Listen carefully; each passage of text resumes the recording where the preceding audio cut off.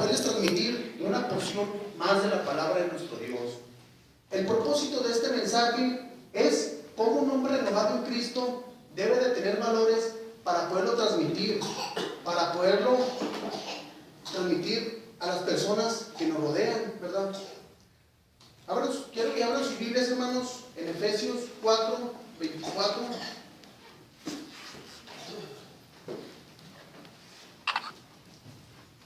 Efesios capítulo 4, versículo 24. Dice la palabra de Dios: y vestidos de nuevo hombre, creados según Dios, en la justicia y la santidad de la verdad. El mensaje de esta tarde lo he titulado: un hombre renovado en Cristo debe tener valores. Yo me acuerdo muy bien, a la edad de 16 años, un hombre fue a mi casa, ¿verdad?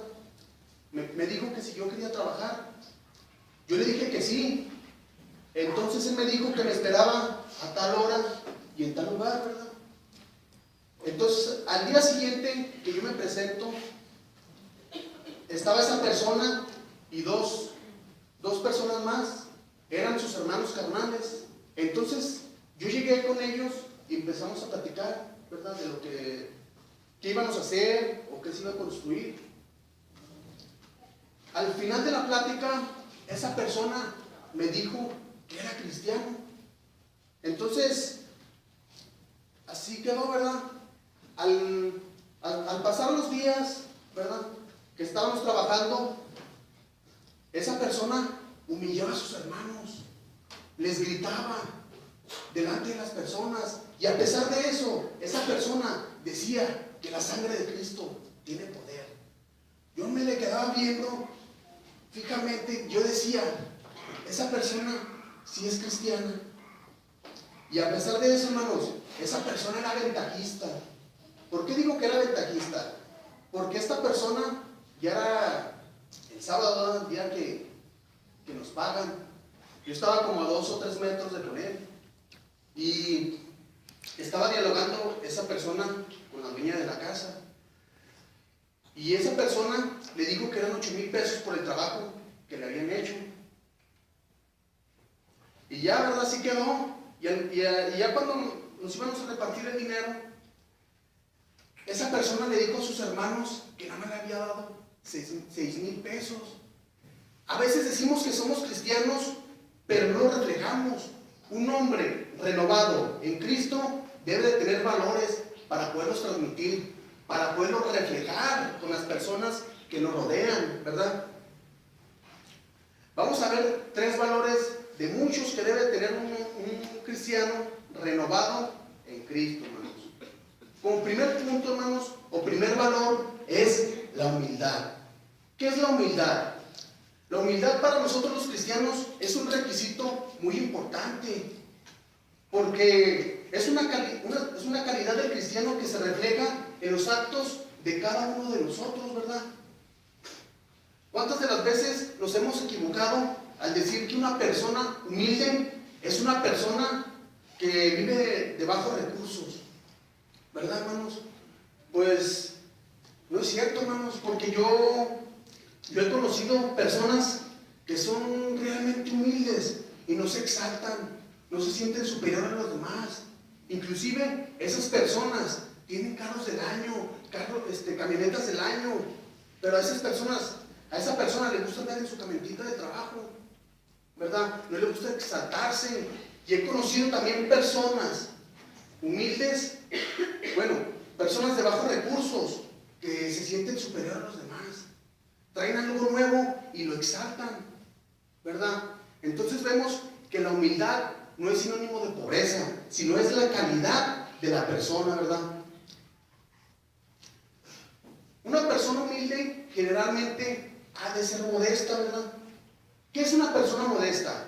Una persona modesta es una persona sencilla, una persona que no se siente superior a los demás, una persona que no se afana a tener lujos, ¿verdad? Para nosotros como cristianos, ¿quién fue nuestro mayor ejemplo en ser una persona modesta? ¿Quién fue nuestro mayor ejemplo? Nuestro Señor Jesucristo, ¿verdad?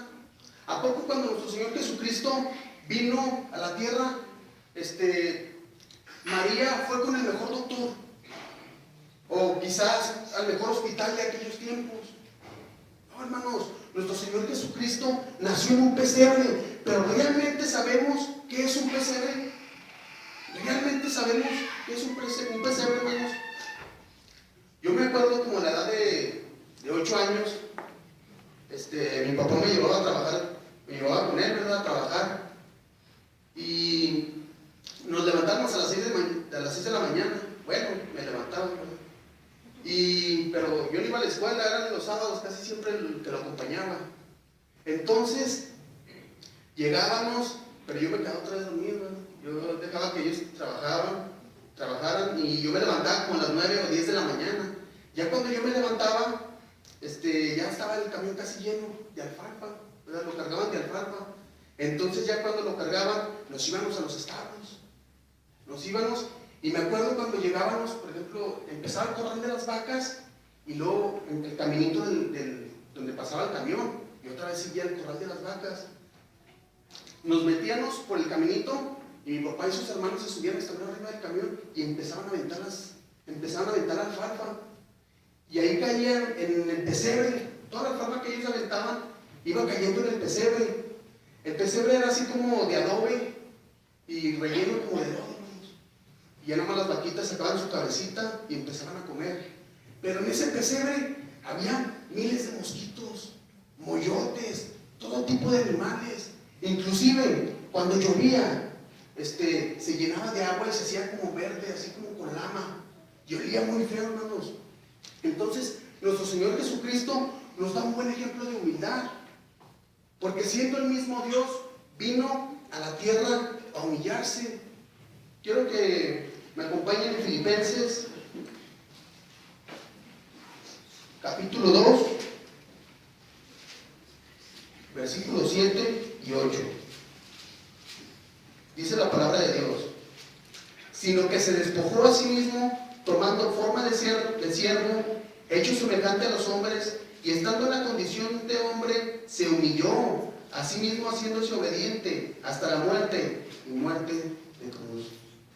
Hermanos, nuestro Señor Jesucristo nos da un buen ejemplo de ser humildes, hermanos, ¿verdad? De ser una persona modesta.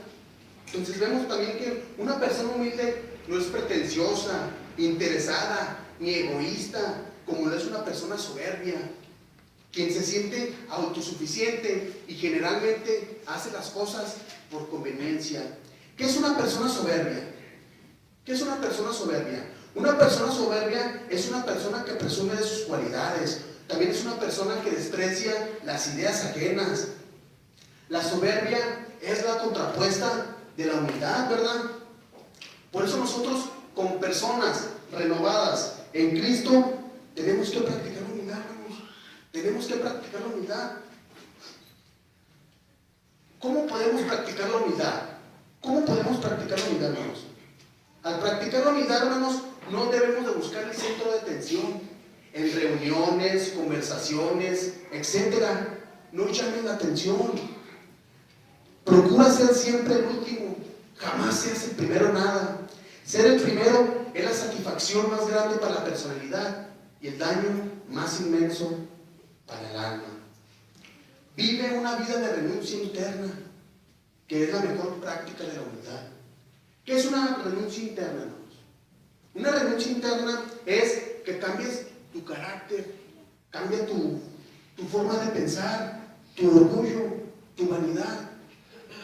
Es mejor sentirte igual a todas las personas, aunque aparenten ser superiores a ti. Vamos ahí mismo en Filipenses capítulo 2, versículo 3.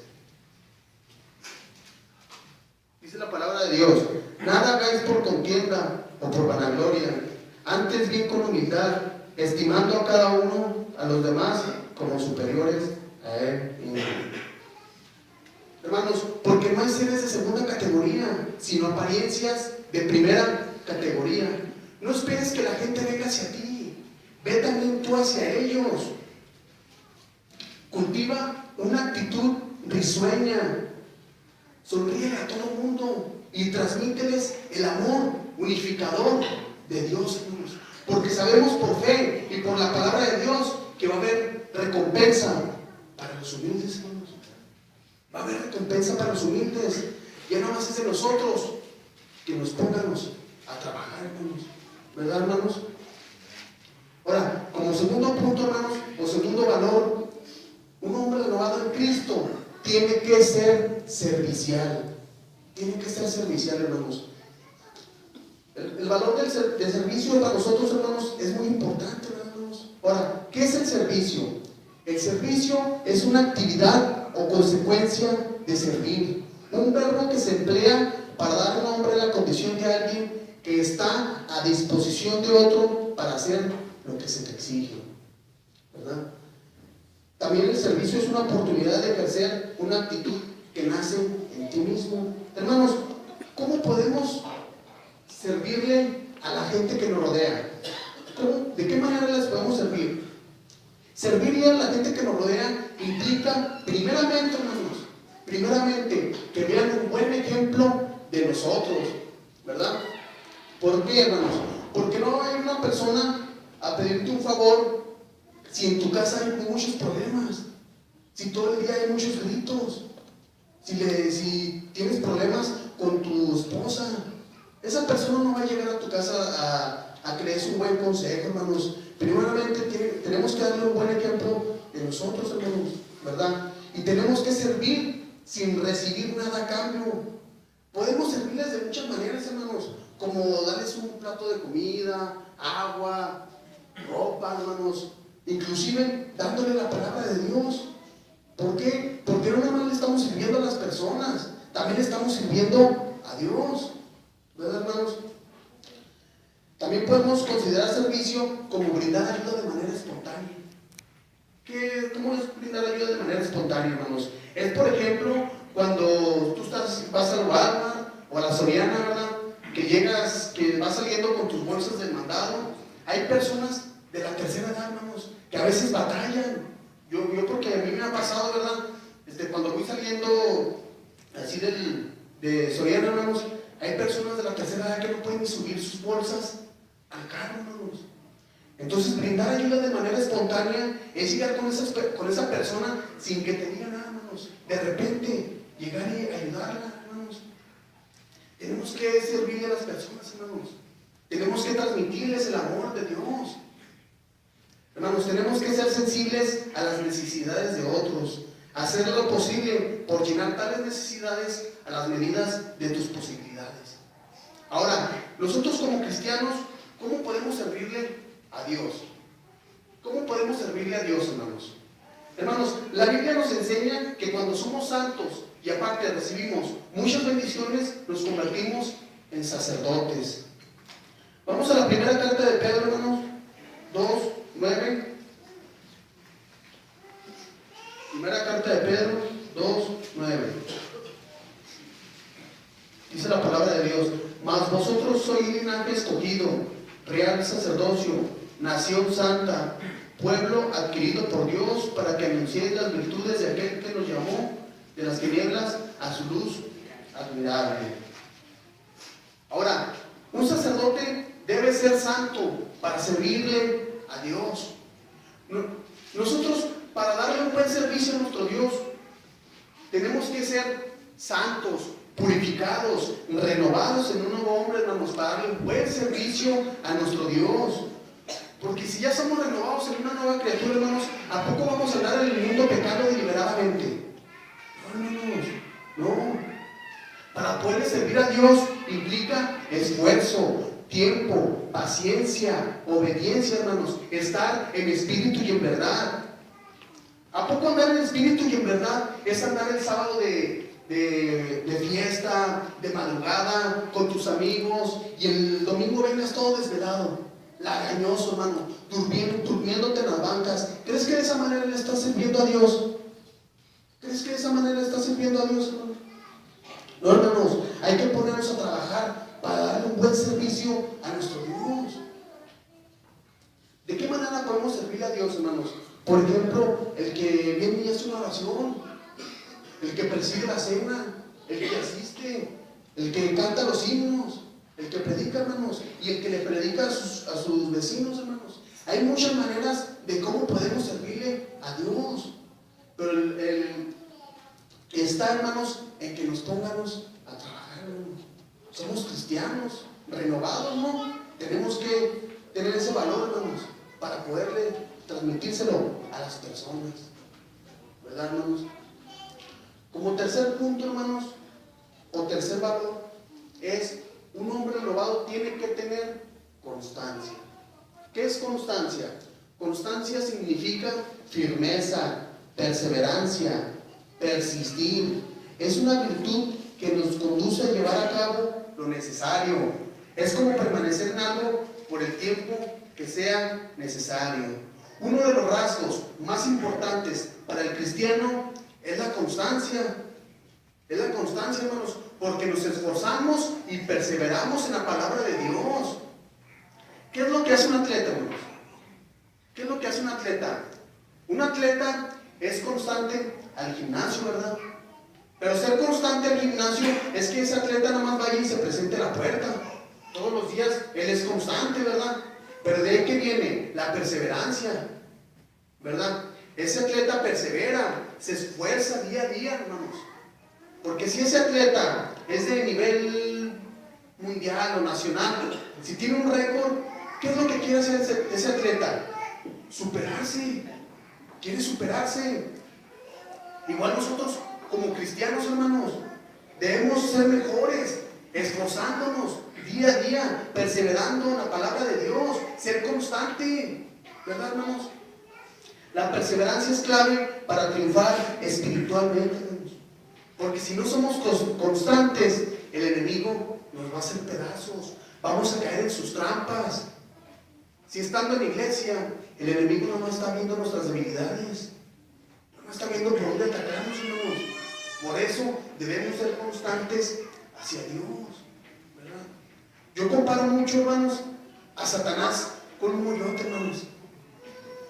Yo lo comparo mucho. ¿Por qué, hermanos? Un moyote, ¿cómo es? Es muy aferrado, ¿verdad? Muy armado. Inclusive te lo quitas y él viene otra vez. Y cuando está aquí por la oreja, hermanos, cuando te está pillando, ¿cómo se siente, verdad? Así lo espantas. Pero va a haber un momento, hermano, en que usted tenga que descansar, tenga que dormir. ¿Qué va a hacer ese moyote, hermano? Le va a picar donde él quiere, hermanos. Y así es Satanás, hermanos. Lo quitamos, perseveramos en la palabra de Dios, lo espantamos, ¿verdad? Pero va a haber un momento, hermano, en que usted va a dormir espiritualmente. Va a dormir, hermanos. No va a ser constante hacia Dios. ¿Qué va a hacer ese demonio, hermanos? ¿Qué va a hacer Satanás si usted no es constante hacia Dios? Lo va a atacar, hermanos. Lo va a hacer pedazos. Lo va a hacer caer si no es constante hacia Dios. ¿Verdad, hermanos? Por eso debemos ser constantes hacia Dios, hermanos. Perseverando, estar preparados para cuando llegue el adversario, estar listos, hermanos. ¿Verdad? Tenemos que poner esa barrera, hermanos, para que el enemigo no pueda entrar. Ser constantes hacia Dios. Tenemos que perseverar en la palabra. También debemos ser constantes en la oración. Ser constantes en la oración es muy importante, hermanos, porque nos dirigimos hacia Dios por medio de la oración. Hermano, ¿cuántas veces usted ora al día? ¿Una vez? ¿O cuántas veces usted ora a la semana? 5 veces. Quiero decirle que está mal, hermano. La oración con nuestro Dios debe ser constante. Debe ser día y noche, hermanos. Quiero que abran sus Biblias, hermanos, en Salmos 55, 17. Salmos, capítulo 55, versículo 17. Dice la palabra de Dios: tarde y mañana y en mediodía oraré y clamaré, y Él oirá mi voz. Hermanos, pero tampoco vamos a andar como los judíos, hermanos, de hipócritas, ¿verdad? Orando en cualquier lugar, en la esquina, ¿verdad? Para que diga la gente: ay, mira qué santo y purificado es este hombre. Lleva aquí todo el día orando. Pero de esas oraciones no quiere Dios, hermano. Dios ya sabe las necesidades de cada uno de nosotros. Tenemos que orarle con el espíritu y en verdad, hermanos. Ahora, usted ora y le pide un carro del año, una casa grande, o tal vez mucho dinero. No, hermanos, Dios ya sabe las necesidades de cada uno de nosotros, ¿verdad? Yo estaba viendo un documental de un hombre llamado Mahoma, que tiene muchos seguidores, y la religión de ellos es el Islam. Entonces, ellos, cada vez que van al trabajo, o van, o salen, donde quiera que vayan, llevan su tapetito, porque esas personas oran de 30 a 35 minutos, hasta se llevan su tapetito y oran 3 veces al día, y oran en una dirección todos, a una hora y a una dirección. Pero ellos que están en la mentira le oran mucho, hermanos, a ese Dios pagano, y nosotros que estamos en la verdad no le oramos, hermano. No oramos, hermanos. Nosotros que tenemos al Rey y Señor de señores, no oramos, hermano. ¿Qué está pasando, hermanos? La oración debe ser constante, hermanos, porque tenemos a un Dios vivo, hermanos. ¿Verdad, hermanos? Ahora, ¿qué nos impide tener constancia en la iglesia? ¿Qué nos impide tener constancia en la iglesia? Hay muchas cosas que nos impiden ser constantes hacia Dios, pero nosotros como personas, como cristianos renovados, tenemos que superar esos obstáculos. Y porque nada más llega el domingo y ay, me duele la cabeza, o tengo mucho frío, o está lloviendo, o simplemente porque se enfermó mi perrito. Ya sacamos cualquier pretexto para no venir a la iglesia, hermanos. Ya sacamos cualquier pretexto. Pero para poder perseverar, hermanos, para poder crecer, tenemos que perseverar en la palabra de Dios, ¿verdad? Ahora, no quiero ir a la iglesia porque nada más traigo 10 pesos y el camión me deja 5 cuadras y no quiero caminar. Hermanos, quítese la pereza, hermanos. ¿Qué tal si en ese momento que usted no quiso venir a la iglesia, viene la destrucción, viene el día final y usted ya de compras, viendo el fútbol? Hermanos, que nada nos impida venir a la iglesia, hermanos. Nada. Debemos ser constantes. Necesitamos perseverar en la palabra de Dios, ¿verdad, hermanos? Que nada nos impida, hermanos. ¿A poco creen que cuando los apóstoles andaban predicando la palabra de Dios, andaban sin temor? Andaban a gusto predicando la palabra. No, era la persecución hacia los apóstoles. Era la persecución. Pero ni aún así, hermanos, dejaban de congregarse. Los apóstoles no dejaban de congregarse. Al contrario, hermanos, al contrario, donde quiera que iban ellos, establecían iglesias. ¿Verdad, hermanos? Entonces, hermanos, ¿qué es su persecución? ¿Por qué no viene a la iglesia, hermano? ¿Qué le impide no tener constancia hacia Dios? Ya para concluir, hermanos, vemos que la humildad no es sinónimo de pobreza, sino es la calidad de la persona. Es un valor muy importante para nosotros como cristianos. Y ser servicial es muy importante también, hermanos, porque nos identificamos a través de las personas que nos rodean. Porque tenemos que servir sin recibir nada a cambio. Y la constancia, hermanos, hay que trabajar mucho, porque ser constantes hacia Dios, estamos trabajando en nuestra salvación, ¿verdad, hermanos? Porque dicen las Escrituras que todo aquel que persevere hasta el fin, ese será salvo. Que Dios los bendiga.